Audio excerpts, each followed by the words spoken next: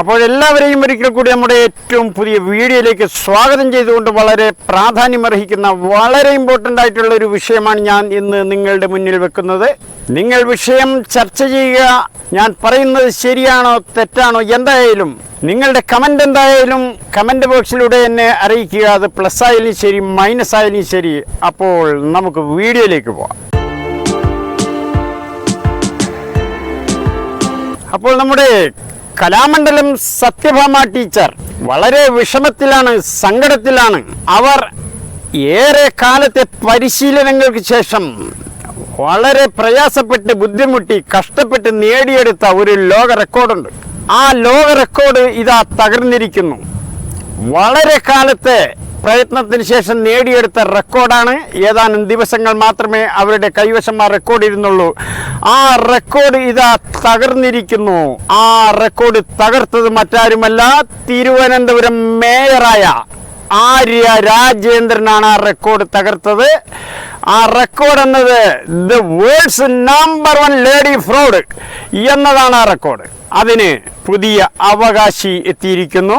അപ്പോൾ അവർ ഇത് നേടിയെടുക്കാൻ ചെയ്ത കഷ്ടതകളും ബുദ്ധിമുട്ടുകളും എന്തൊക്കെയാണ് എന്നുള്ളത് നമുക്ക് ഈ വീഡിയോയിൽ വിശദമായി തന്നെ പരിശോധിക്കാം.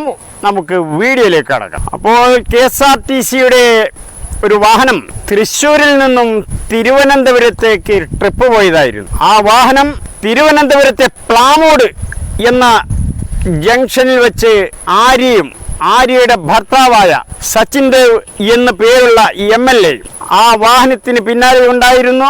ആ KSRTC ബസ്സിനെ മറികടന്ന് അവർക്ക് പോകാൻ അവർ ഒരുപാട് ശ്രമം നടത്തി. പക്ഷേ വാഹനത്തിന് സൈഡ് കൊടുത്ത് കയറ്റിവിടാൻ പറ്റിയ സാഹചര്യമല്ലായിരുന്നു KSRTC ബസ്സിന്റെ മുൻപിൽ ഉണ്ടായിരുന്നത്. അതുകൊണ്ട് ഇവരാഗ്രഹിച്ച സമയത്ത് തന്നെ സൈഡ് കൊടുക്കാൻ സാധിച്ചില്ല. അതുകൊണ്ട് ഒരു ശ്രമം പ്ലാമൂട് ഭാഗത്ത് വെച്ച് ബലമായി മറികടന്ന് പോകാൻ ശ്രമിച്ചപ്പോൾ സാധിച്ചില്ല.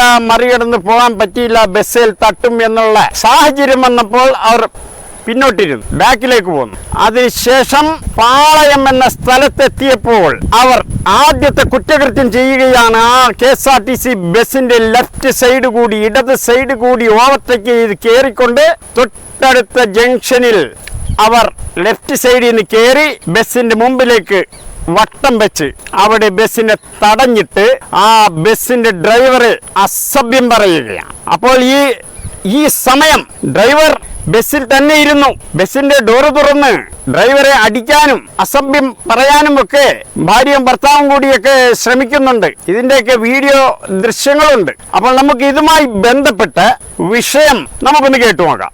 തിരുവനന്തപുരം മേയറും KSRTC ഡ്രൈവറുമായുള്ള വാക്കുതർക്കമൊക്കെ കഴിഞ്ഞ ദിവസം വാർത്തകളിൽ വന്നതാണ്. എന്തായാലും മേയറുടെ പരാതി പോലീസ് അപ്പോൾ തന്നെ സ്വീകരിച്ച് ഡ്രൈവറെ അറസ്റ്റ് ചെയ്യുന്ന നടപടിയിലേക്ക് കടന്നു. പക്ഷേ ഡ്രൈവർ തന്റെ സർവീസിനെ തടസ്സപ്പെടുത്തി നടു റോഡിൽ മാർഗതടസ്സം സൃഷ്ടിച്ചു തുടങ്ങിയ പരാതികൾ പോലീസിൽ നൽകിയിരുന്നു. പക്ഷേ അതിന്മേൽ യാതൊരു നടപടിയും ഉണ്ടായിട്ടില്ല. എന്തായാലും അപ്പോൾ കേട്ടല്ലോ.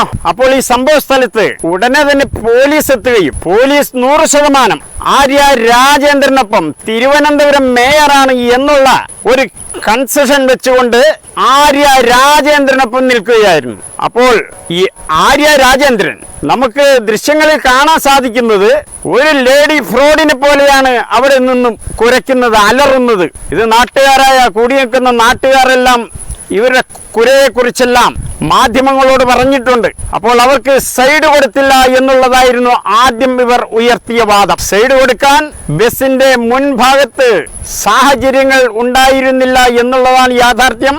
അപ്പോൾ സൈഡ് കൊടുക്കാത്തതിന്റെ പേരിൽ ആണ് ഇവർ ബലമായി ലെഫ്റ്റ് സൈഡിലൂടെ കയറി വന്ന് നിയമവിരുദ്ധമായി കയറി വന്നുകൊണ്ട് ബസ്സിനെ തടുത്തിട്ട് KSRTC ബസ് ഡ്രൈവറെ അസഭ്യം പറയുകയും ഇവരുടെ ഭർത്താവ് ബസ്സിലേക്ക് കയറി ചെന്ന് യാത്രക്കാരോട് ഈ ബസ്സിന് സർവീസ് നടത്തുന്നില്ല, ഇതിവിടെ അവസാനിക്കുകയാണ്, നിങ്ങൾക്കെല്ലാം ഇറങ്ങിപ്പോകാം എന്നും പറഞ്ഞ് ബലമായിട്ട് ബസ്സിൽ നിന്ന് ടിക്കറ്റ് എടുത്ത് യാത്ര ചെയ്യാൻ കയറിയ അവരുടെ ആ യാത്ര മുടക്കിക്കൊണ്ട് ഈ ബസ്സിലെ യാത്രക്കാരെ ബലമായിട്ട് ഇറക്കി വിടുകയായിരുന്നു. ഇതിന്റെ ഇടയിലുള്ള ഒരു യാഥാർത്ഥ്യം എന്താണെന്ന് വെച്ചാൽ KSRTCയെ സംബന്ധിച്ച് KSRTCയുടെ ഏറ്റവും ഉന്നത ഉദ്യോഗസ്ഥൻ എന്ന് പറയുന്നത് KSRTCയുമായി ബന്ധപ്പെട്ട മന്ത്രിയാണ്, ഗതാഗത മന്ത്രി, അതായത് ഗണേഷ് കുമാറാണ്.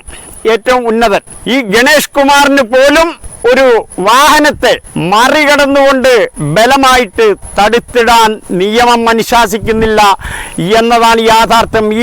ഈ യാഥാർത്ഥ്യം നിലനിൽക്കുമ്പോഴാണ് ഒരു മേയർ, KSRTCയുമായി യാതൊരു ബന്ധവുമില്ലാത്ത ഒരു മേയർ അധികാര ഗർവ് കാണിച്ച് ഈ കോപ്രായങ്ങൾ, ഒരു ലേഡി ഫ്രോഡ് റോട്ടിൽ കിടന്ന് കാണിക്കുന്ന അതേ രീതിയിലുള്ള പ്രവൃത്തികളാണ് അവർ കാണിച്ചത്.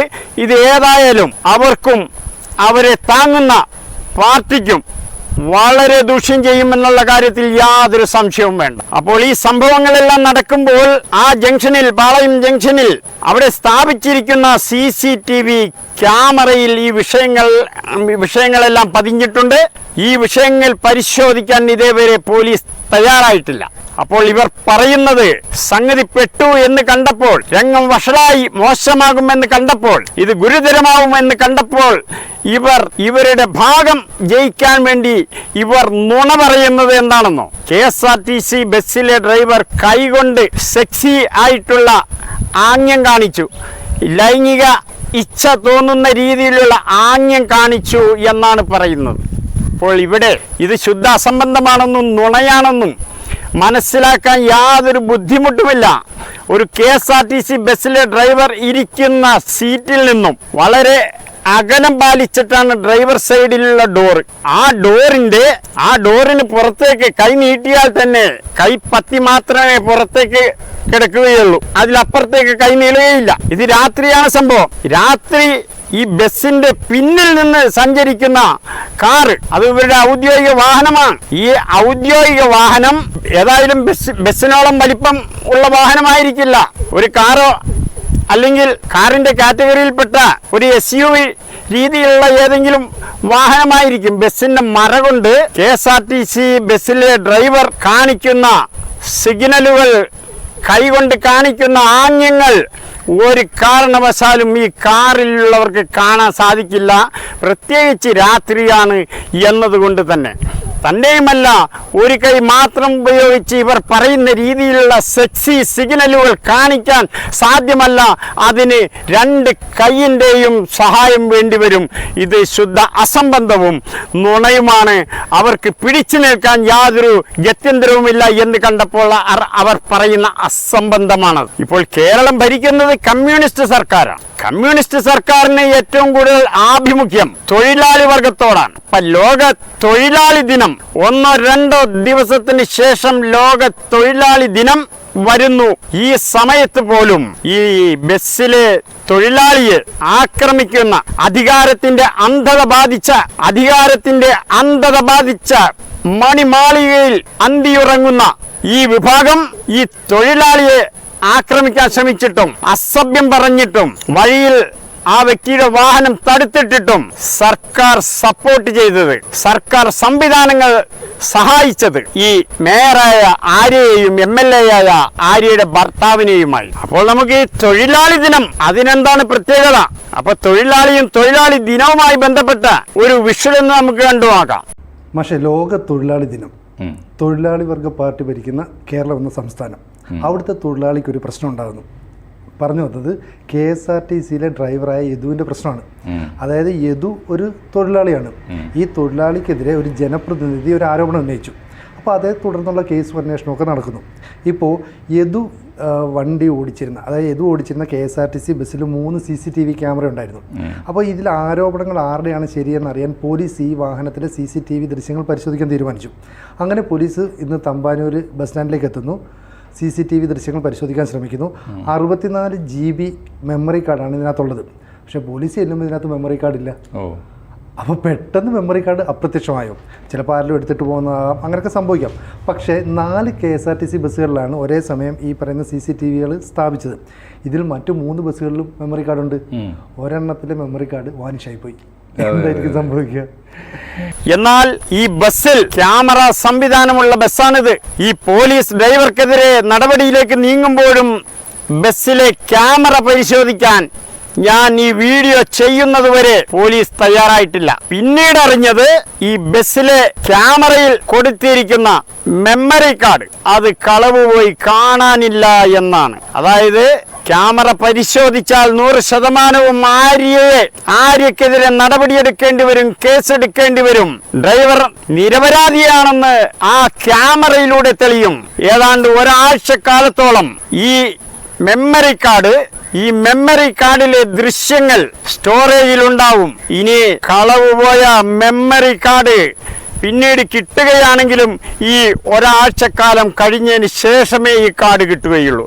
അത് ഉദ്യോഗസ്ഥ വൃന്ദങ്ങളെ സഹായിക്കാൻ വേണ്ടിയിട്ടാണ്. തൊഴിലാളി വർഗത്തിന്റെ പ്രസ്ഥാനം ഭരിക്കുന്ന നാട്ടിലാണ് ഈ പേക്കൂത്തുകൾ കാണിക്കുന്നത് എന്നുള്ളത് ഇത്തരക്കാരെ പിന്തുണയ്ക്കുന്നവർ ഒന്ന് ചിന്തിക്കേണ്ട വിഷയമാണ്. ഇത് നമ്മുടെ പഴയകാലത്തെ രാജവാഴ്ചക്കാലത്തെ അനുസ്മരിപ്പിക്കുന്ന രീതിയിലുള്ള പെരുമാറ്റമാണ് പോലീസ് ഈ വിഷയത്തിലെടുത്തത്. പോലീസ് ഈ വിഷയത്തിലെടുക്കണമെങ്കിൽ സംസ്ഥാനം ഭരിക്കുന്ന ഭരണ കക്ഷിയിലെ പ്രധാനികളുടെ പിന്തുണ പോലീസിനുണ്ടാകണം.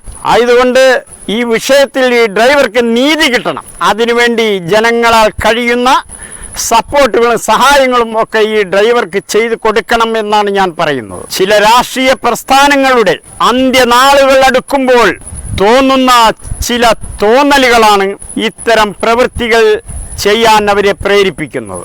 ആയതുകൊണ്ട് അന്ത്യനാളുകളിലേക്ക് നീങ്ങുന്നു എന്നാണ് ഇതിൽ നിന്നും ഉയരുന്ന മെസ്സേജ്. ആരാണ് നീങ്ങുന്നത്? ഈ സംസ്ഥാനം ഭരിക്കുന്ന കക്ഷി തന്നെ. ഒരു കാലത്ത് ഒരുപക്ഷെ ഈ പുതിയ തലമുറയിൽപ്പെട്ടവർക്ക് ഓർമ്മയുണ്ടാകില്ല, ഈ കേരളം PSP എന്ന് പേരുള്ള ഒരു രാഷ്ട്രീയ പാർട്ടി ഭരിച്ചിരുന്നു. ഇപ്പോൾ അത് നിങ്ങൾക്ക് അറിയുക പോലും ഉണ്ടാകില്ല. എൻ്റെ ഈ പ്രഭാഷണം കേൾക്കുന്നവർക്ക് കേട്ടുകേൾവി പോലും ഉണ്ടാവില്ല. PSP എന്നാൽ പ്രജാ സോഷ്യലിസ്റ്റ് പാർട്ടി എന്നായിരുന്നു. ഈ സംസ്ഥാനം ഭരിച്ചിരുന്ന പാർട്ടിയാണ്. ആ പാർട്ടി ഇന്നെവിടെ? ആ പാർട്ടിയുടെ സ്മരണ പോലും ഇന്ന് കേരളത്തിലോ ഇന്ത്യയിലോ എവിടെയും കാണാനോ കേൾക്കാനോ ഇല്ല. ഇത്തരം പ്രവൃത്തികളാണ് ഇത്തരം പാർട്ടികളെ വിസ്മൃതിയിലേക്ക് അയച്ചുവിട്ടത്. ഇത് പുതിയ രാഷ്ട്രീയ നേതൃത്വം ചിന്തിക്കുന്നത് നന്നായിരിക്കും. യാതൊരുവിധ അർഹതയുമില്ലാത്തവന് അധികാരം കിട്ടുമ്പോൾ കാണിക്കുന്ന പരാക്രമങ്ങളാണിത്. അധികാരി വർഗം ഒരു കാര്യം ശ്രദ്ധിച്ചാൽ നല്ലത്. അധികാരികൾ ജനാധിപത്യ വ്യവസ്ഥിതി നിലനിൽക്കുന്ന ഏതൊരു രാജ്യത്തും അവിടുത്തെ അധികാരികൾ ജനങ്ങളുടെ മുകളിലല്ല, ജനങ്ങളുടെ താഴെയാണ്. എല്ലാ അധികാരികളും പബ്ലിക് സർവന്റാണ്, പൊതുജനങ്ങളുടെ വേലക്കാർ. പൊതുജനങ്ങൾക്ക് വേണ്ട സഹായങ്ങൾ, സൗകര്യങ്ങൾ എല്ലാം ചെയ്തു കൊടുക്കാൻ ജനങ്ങളാൽ തിരഞ്ഞെടുക്കപ്പെടുന്നവർ. അവ വാങ്ങി തിന്നുന്ന ഭക്ഷണം, അവർ കൈനീട്ടി വാങ്ങുന്ന ശമ്പളം, പെൻഷൻ, മറ്റ് ആനുകൂല്യങ്ങൾ, സർവീസ് വാഹനങ്ങൾ, ഇതെല്ലാം ഈ പൊതുജനങ്ങളുടെ നികുതി പണം ഉപയോഗിച്ച് നടത്തുന്ന സംഭവങ്ങളാണ്. അതുകൊണ്ട് നിങ്ങൾ ഒരിക്കലും പബ്ലിക്കിന്റെ മുകളിലല്ല, പബ്ലിക്കിന്റെ താഴെയാണ് എന്നുള്ള കാര്യം എല്ലാവരും, സർക്കാർ ഉദ്യോഗസ്ഥന്മാരും അതിന് നേതൃത്വം കൊടുക്കുന്ന പാർട്ടിക്കാരും എല്ലാവരും ചിന്തിച്ചാൽ നല്ലത്. അപ്പോൾ ഈ സംഭവം നടക്കുന്ന സ്ഥലത്ത്, ആ പ്രദേശത്ത് സ്ഥാപിച്ചിരിക്കുന്ന ക്യാമറ പരിശോധിക്കുക, ബസ്സിലെ ക്യാമറയും പരിശോധിക്കുക. ഇത് പരിശോധിച്ചാൽ ആരെയെ അകത്താക്കേണ്ടി വരും? ആരെയും അവളുടെ ഭർത്താവായ സച്ചിൻ ദേവ് എന്ന MLA-യെയും അകത്താക്കേണ്ടി വരും. അതുകൊണ്ട് തന്നെയാണ് ബസ്സിലെ ക്യാമറയുടെ മെമ്മറി കാർഡ് കളവ് പോയതും ആ കവലയിൽ സ്ഥാപിച്ചിരിക്കുന്ന ക്യാമറ പോലീസ് പരിശോധിക്കാതിരിക്കുന്നതിന്റെ കാരണം ഇതാണ്. അപ്പോൾ ഈ വീഡിയോയിൽ തൽക്കാലം ഞാൻ ഇത്രമാത്രം പറഞ്ഞുകൊണ്ട് ഞാൻ വിട പറയുന്നു. വീണ്ടും മറ്റൊരു വെറൈറ്റി വീഡിയോയുമായിട്ട് നമുക്ക് കണ്ടുമുട്ടാം. അതുവരേക്കും എന്നെ ശ്രവിച്ച എല്ലാവർക്കും എൻ്റെ ഒരു വലിയ സലാം.